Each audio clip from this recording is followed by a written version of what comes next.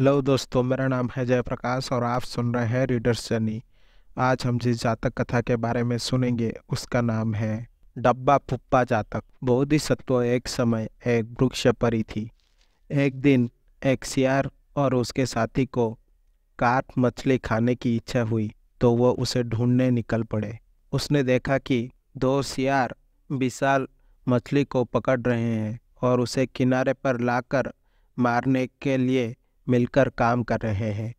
फिर वे इस बात पर झगड़ने लगे कि मछली का बंटवारा कौन करे, और हर एक चाहता था कि दूसरा ये काम करे। जब सियारों ने एक दूसरे सियार को देखा तो उन्होंने उससे उनके लिए बराबर बांटने के लिए कहा। सियार ने उन्हें आश्वासन दिया कि वह एक निष्पक्ष और अनुभवी मध्यस्थ है और मदद करने के लिए सहमत हो गया।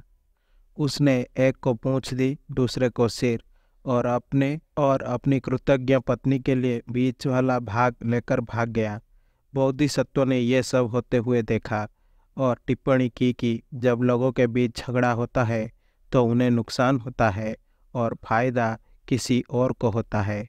ये कहानी बुद्ध के जीवन काल में सियार उपनंद का पूर्व जन्म था, जो बुद्ध का एक पाखंडी शिष्य था, जो बेहद लालची होने के साथ साथ दूसरों को सरल सदाचारी जीवन जीने के महत्व का उपदेश देने के लिए जाना जाता था। बरसात के मौसम के दौरान उपनंद कुछ अलग अलग मठों में अपने कुछ न कुछ छोड़ देते थे, जैसे कि छाता, पानी का बर्तन या छड़ी, ताकि वो उनमें से प्रत्येक से वस्त्र इकट्ठा कर सके। मठ में जहाँ वास्तव में बरसात के मौसम के लिए रहते थे, उपनंद ने अन्य शिष्यों को अपने अभ्यास को विकसित करने के लिए अपने अच्छे वस्त्र और भिक्षा के कटोरे के चिथड़े और मिट्टी के बर्तनों से बदलने के लिए प्रोत्साहित किया।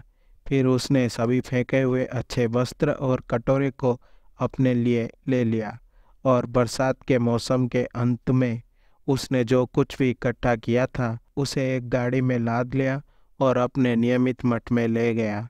रास्ते में वो एक अन्य मठ में रुके और दो पुराने शिष्य जो सियार के पूर्व जन्म के थे से मिले, जिनके पास दो कपड़े के लबादे और एक बढ़िया कंबल था। वे नहीं जानते थे कि इन्हें आपस में कैसे विभाजित किया जाए और उन्होंने उपनंद से निर्णय लेने के लिए कहा।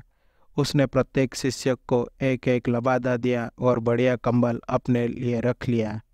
कई शिष्य उपनंद से अप्रसन्न थे और जब बुद्ध ने उन्हें यह अपने लालच के बारे में चर्चा करते हुए सुना तो उन्होंने कहा कि न केवल उपनंद के कार्य गलत थे, बल्कि किसी को तब तक उपदेश नहीं देना चाहिए जब तक कि वे स्वयं पाठ में महारत हासिल ना कर ले। तब उसने उन्हें यह कहानी सुनाई ताकि वे जान सके कि उपनंद अतीत में भी ऐसा ही लालची था। आशा करता हूँ कि आपको ये जातक कथा अच्छी लगी होगी। अगर आपको मेरी वीडियो पसंद आई तो इसे लाइक करें और शेयर करें, और ऐसे वीडियोस देखने के लिए मेरे चैनल को सब्सक्राइब करें।